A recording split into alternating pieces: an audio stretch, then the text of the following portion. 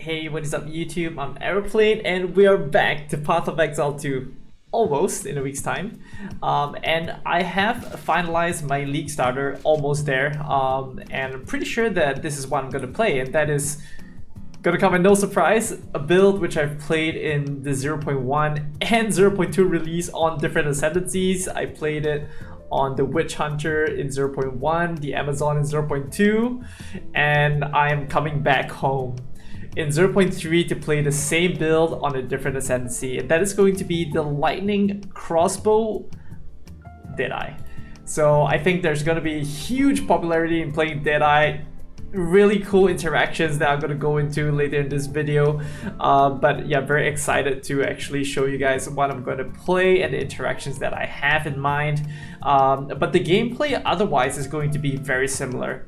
So what I've cooked up is going to be a build that has similar offense but double the defense, and you'll see the POV in just a bit. But what better way for those of you who have not seen the build yet to show you how it's going to feel like.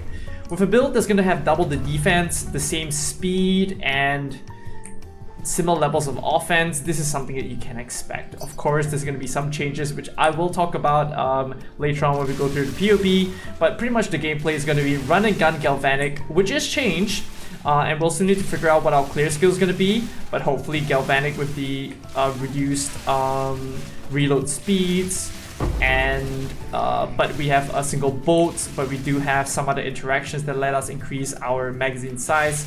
Will make up for it. So in the best case scenario, Galvanic will still work as per normal. You will get the similar levels of clear with certain levels of investment in some other areas, and your single target otherwise is completely unaffected at all when it comes to our build.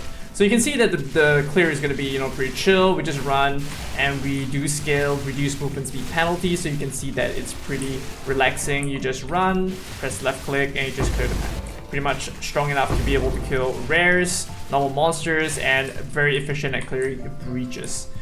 We do lose some speed when it comes to our weapon swap Blink, but we get some replacement with Sprint, so I think it's gonna feel pretty good. I've seen some clips of Sprint looking really good, and when some of the streamers were looking at some of the leaks from the China server, Sprint looks really good, and when paired with the movement speed we get from Deadeye, I think it could be really, really good when it comes to clearing maps a lot faster. Especially in the times like this, right, where you want to get from location to location, there's not many monsters around, and pretty much that is the build.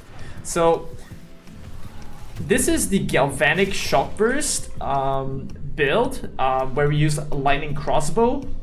And let me get into the POB really quickly. So as a summary, we have the exact same starting as what my Amazon had in 0.2. So we started at the Ranger side, but now we're going to be a Deadeye instead of an Amazon. It has the same level of offense, currently at my level 90 plus POB. We have similar levels of offense. This is 1.66 million. My day 6 POB had something similar, 1.7 million, but you can see my EHP was only at the 11,000 mark, as compared to the build that I just cooked up, which has almost twice the level of defense. In terms of the speed, we have the same amount of speed because we used the black insignia on the Amazon to be able to get tailwind, so we had the same speed as the Deadeye.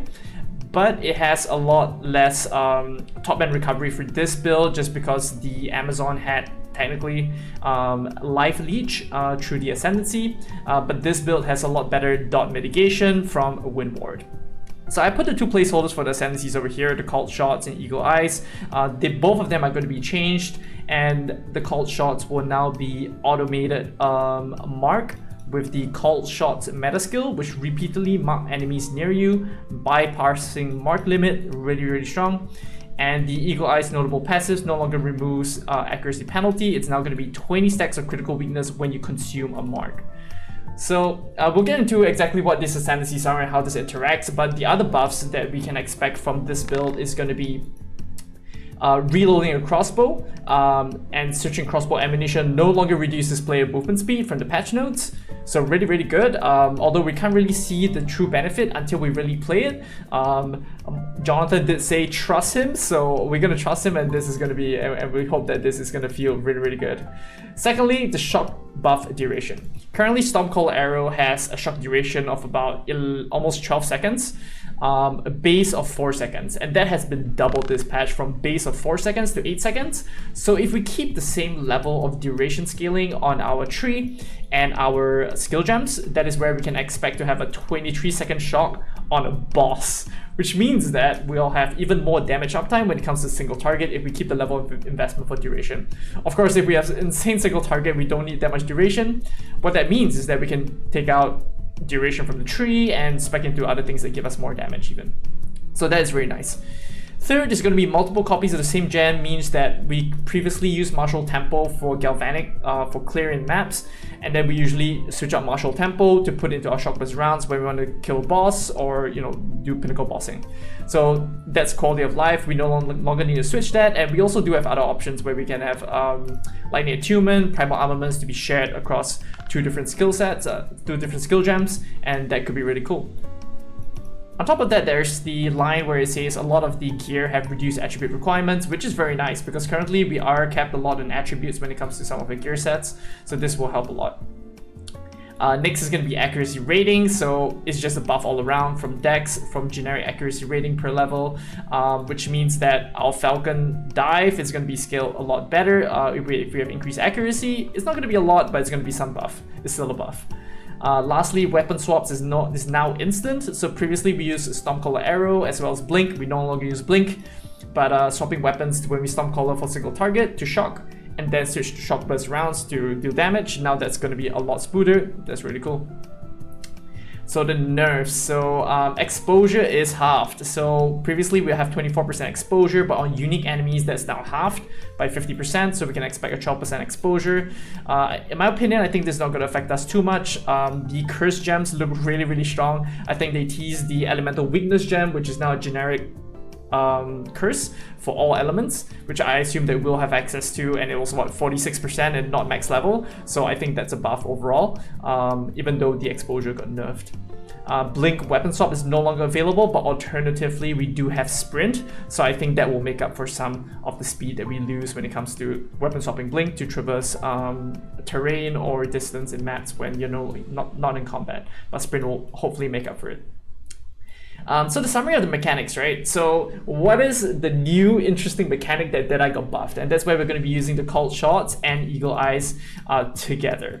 So firstly, it's going to be the Auto Mark Ascendency. So what this means, so we're going to have the Cult Shots Ascendency, and we're going to have something like Sniper's Mark in there. And what happens is that when it continually marks enemies near you, what happens is that when you crit a monster that has a Sniper's Mark affected by it, it consumes the Sniper's Mark and gives you a Frenzy Charge. But the most important thing there is that it consumes the Sniper's Mark on trigger. The mark will apply on the enemy, you crit the monster, which will have 100% crit chance, you see over here, and then it removes the mark, it consumes that mark, and that will apply 20 stacks of critical weakness on the monster. So hopefully this applies to all kinds of monsters. I think you can mark a white monster, I'm not too sure, but what's important is the white monster is going to die in one hit anyway, so it doesn't really matter. What's important is that this is something that is available even on single target. That's where you have a singular monster over there, it still applies, and that's the most important scenario. Where you're fighting a pinnacle boss or you're fighting a rare that's very chunky, you have that bonus 10 base crit. That's where you have the 20 stacks of critical weakness, 0.5 base crit each, so 20 stacks for 4 seconds. Then you have that 10 base crit additional, which is insane. So previously, if we were to put this into perspective, Amazon at middle levels of investment, let's say day 4, day 5, you can expect somewhat around 4 to 6% base crit bonus. And that needs a lot of investment, right, into accuracy, into your dex to be able to scale that. But now with the Deadeye, you just get it if you do have this interaction, which means that every single monster you auto mark, you shoot, you auto consume, you apply the critical weakness, boom, 10 base crit, fully automated. And then on top of that, that is where we gain a Frenzy Charge. So I was thinking what we can do with this additional Frenzy Charge that we get for free, right? Because we Sniper's Mark, we shoot the monster, we gain a Frenzy Charge, and then that is where we can do something with this. So one idea I had was Charge Infusion, which gives us 12% skill speed, which is attack and cast speed, which is a nice bonus to the build. So you can see that it does consume 30 spirit, but it does give us 13, almost 14% more damage with the additional frenzy we have, which is really nice. So in the higher levels of investment past the level 93, that's where you can have an affix on the prefix for the amulet to get that 30 spirit to use the additional spirit gem here. So that's one idea I had. So that is the full interaction, the automated nature of being able to apply the critical weakness and gain the frenzy charge for additional purposes. And this is just so nice, so comfortable. It's so hands-free. All you need to do is just shoot and do everything, and everything is automated. So you saw the run and gun playstyle as Jonathan or Mark allude to, and we're just using Galvanic Shards for clearing maps, paired with Herald of Thunder, for single target with the Stormcaller Arrow with the Shockburst Rounds. This is completely unaffected in my opinion. The Galvanic Shards, we do need to see if we are able to solve the clear with the change in the number of bolts for the Galvanic. Now it's 1 bolt, but we do have the new thing that gives 3 additional bolts, the new support gem. So that could be an option, or you can invest in an alternate crossbow for bolts for map clear. There's some options that I'm thinking of. So yeah, additional stuff that are not calculated in. Number 1 is going to be Sniper's Mark. I haven't included in there. I'm not sure if it's allowed, if I'm allowed to pad, but it is 22% more damage. It is going to be fairly often. It does say that it's going to repeatedly mark enemies near you. We don't know how fast it gains energy for the cold shots meta. We can support things like energy retention to refund. We can spec into things on the tree to be able to get additional energy over here. Meta skills gain increased energy, and we do have a new passive that they teased in the video, and that's going to be the Elemental Practitioner, which gives 40% increased crit chance if you triggered a skill recently, which is all the time, and meta skills gain 30% increased energy if you dealt crit recently, which is all the time. So this is going to be insane for the build, and something that will definitely take on the tree. So yeah, very nice there. Next is going to be Charge Infusion. I'm still considering using this in the endgame setup. I think it's very strong. 14% more damage for 30 spirit. I think it's I think I will use that with those numbers. But another idea I'm thinking of, because Charge Infusion not only applies to frenzy charges but power charges, endurance charges as well. So if we find a way to generate other charges, we can even benefit even more from Charge Infusion. So that's just an idea. So early on, potentially like Red Flare Conduit for power charges, we get additional crit. You know, before we get Uber Lab, we can show up our crit with Red Flare Conduit. It's going to be a 1 Exalt item, so I think it's going to be pretty accessible. Something that I've used on my Amazon early on for Charge Infusion, to generate infusions in 0.2. So I think this is an easy way to get free power charges, and that will give crit hit chance to get to when paired with Charge Infusion. So that's an idea. Next is going to be Conductivity Elemental Weakness. In my opinion, the Elemental Weakness got buffed. Conductivity got removed from the game. Now it's a generic all Elemental Curse Gem. This is not calced in right now. I think it's because we have enough penetration that we don't really see the benefits when we include conductivity. But what this means is that if the curse is strong enough and we do have enough in to have a high level enough gem, when paired with exposure, we could reach resistances into the negative depending on how strong the curse gem is. So that's a potential upgrade as well to the build. Exposure stripped away. It's currently not calced in together with this one. If we can take it negative, it's going to be a bonus. And the fifth one is going to be Emergency Reload, something that has always not worked in PoB, but Emergency Reload pretty much gives 30% more damage for 1 clip, and that's just and also bypasses the reload time. So usually what happens on bosses is that if you load a Shockburst round, he gets shocked, and then you unload 1 full clip of Shockburst rounds, you press Emergency Reload, and then you don't even need to reload at the end of the clip, and then you just continue shooting. So that 30 bullets or so, that's where you just load in 60 bullets without reloading, and the second magazine has 30% more damage, so 30%, 1.3 times that damage for that one.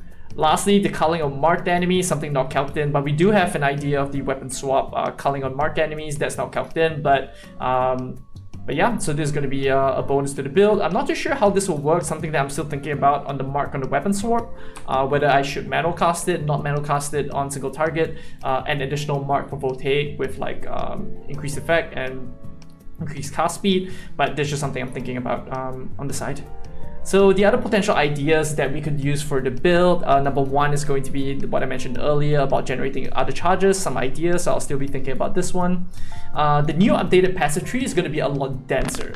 So what this means is that if you have those jewels in AoE from Temporal Sanctum, so is it Temporal Sanctum? Trial of the Second, sorry, last epoch there. But the Trial of the Second giving a lot of denser tree, which means that passives in AoE gain a lot of benefits, and that will help against the darkness jewels. That will help the jewels in the AoE. So and also new passives that could benefit the build. So that could be a buff to the build.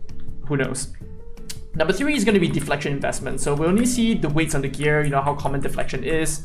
If it's going to be suppression, like suppression in PoE 1, it's going to appear probably less common in hybrid gear, but more common in evasion gear. So we'll need to see how common this is, how expensive gear is on trade, which we'll be playing. And then, yeah, pretty much how much points to invest on the passive tree. We know that some of those nodes are going to appear, and see how accessible they are to our current passive tree. Next is going to be Abyss Bone modifiers, so this could provide a lot of interesting mechanics, interesting modifiers to the build. I think the gain as lightning could be really strong on the crossbow if it's a prefix. We just lose a hybrid affix, for example, and gain a huge amount of more damage. Very strong. Next is going to be additional sockets. Quality of gear is just, you know, generic, you know, slight power creep for all characters in the game. And in the ultra endgame as well, we could drop Malagaris, for example, to get a near mirror tier crossbow with crit chance, crit damage, and we should have a higher top end damage as well. Lastly, is going to be against the darkness jewels with like gain as lightning. That's a no-brainer, and like percent dex or something that could benefit the build. So you can see that for our gear sets, right? So next is going to be going into our gear sets. So we can start with the level 90 endgame tree, then we can work slightly backwards of what you can start with before you hit the endgame build. It's going to be a crossbow with a decent amount of damage, right? Like almost 800p DPS. This is going to be pretty expensive. This also has base crit, but once again, right, this is the kind of like the first Mark 1 of aspirational gear set that you're aiming for. Previously, we had Black Insignia. Now that's opened up because we get Tailwind from our Ascendency, which means that we get a significant amount of EHP from Aziri's Disdain. You can see this gives us 1400 energy shield, really strong for the build. I'm not sure if this number is nerfed. Is it nerfed? Oh, it is nerfed. So yeah, it is slightly less over here. But yeah, if we do get top end, I think it's still close to double that EHP. Over there, 19,000 EHP. Yeah, which gives us rarity, which is nice. The max life is ES, which is nice for the build. And then for our chest, pure evasion chest, resistances, no-brainer here. Malagara's Virtuosity, so this is going to be the method which we easily scale crit multi for the build. So without needing to invest into crit multi on the tree, we just need to invest in crit hit chance, and that's a really efficient way of scaling crit early game before you get like a mirror tier crossbow. For the boots, it's going to be evasion ES boots, a life, evasion, movement speed, a no-brainer here, and suffixes you get some resist or attributes. For the amulet, it's going to be life, spirit attributes at the end game. This spirit is going to be for charge infusion, like I talked about before. For the amethyst ring, we want flat lightning or flat fizz with life, attributes, resist, the usual stuff. And then for the belt is life and resist. Some of the things that we can look for in the really end game is going to be like Rite of Passage, which will help out clear a lot. It'd be really cool. And then for our skills, we can go through that as well. For the level 90 gem setup, that's where we have Shockburst Rounds, Link to Conk, Elemental Focus, Martial Tempo. I think this is going to be somewhat of our falling setup. And then our 5-link will be pinpoint critical once we invest more into crit on the tree at higher levels. And then Fresh Clip will be our last gem that we'll use at the end game when we have good attack speed, you know, a lot of nodes on the tree, and we can really benefit from that.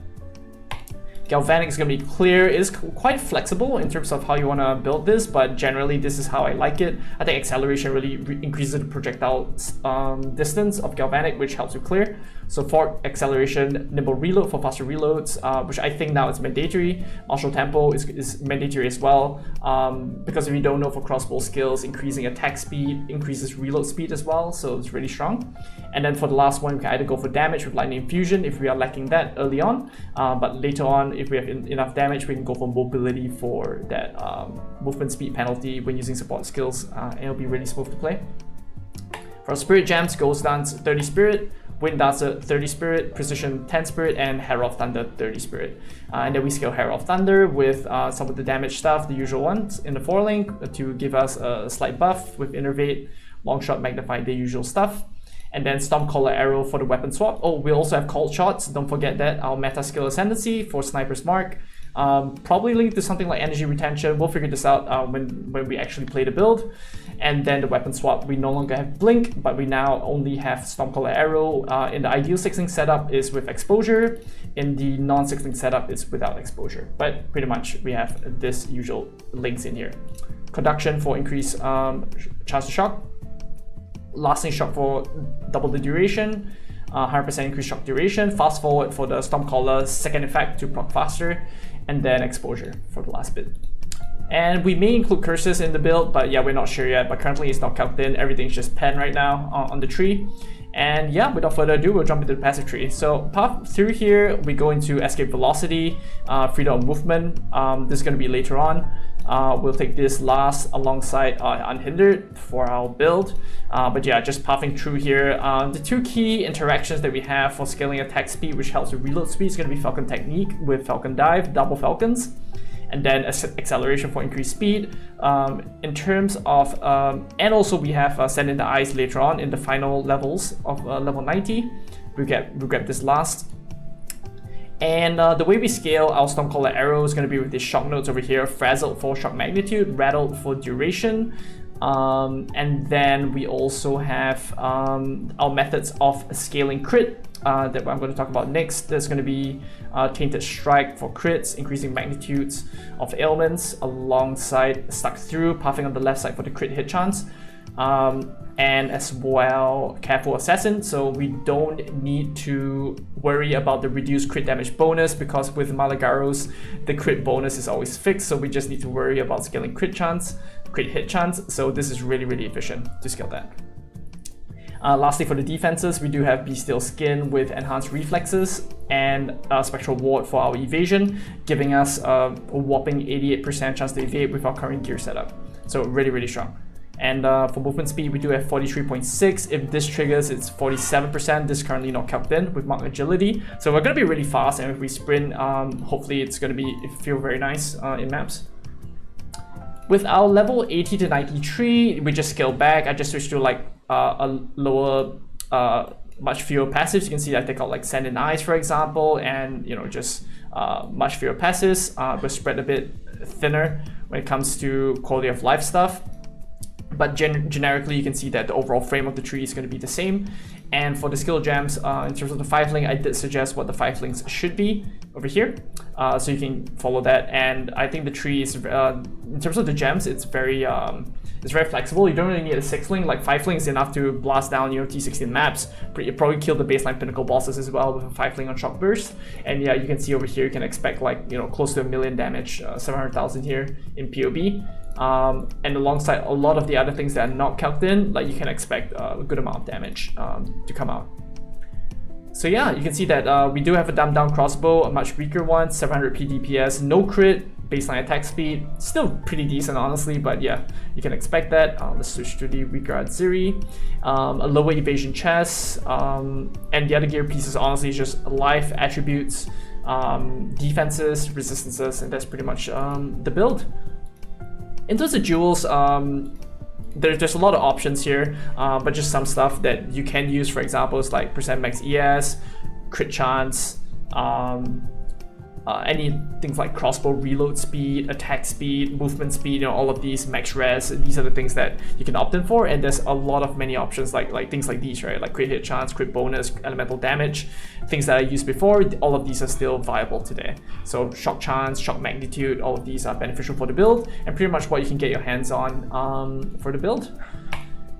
So yeah, that's pretty much what I wanted to cover. So honestly, this is going to be a strong build. I see this going to be performing very similar, if not better than the Amazon in 0.2. So a very tried, tested, proven one that has zero risk, honestly, from my point of view. You start with Deadeye as well. You get that speed, you get that easy defense, and it's going to feel really good, honestly.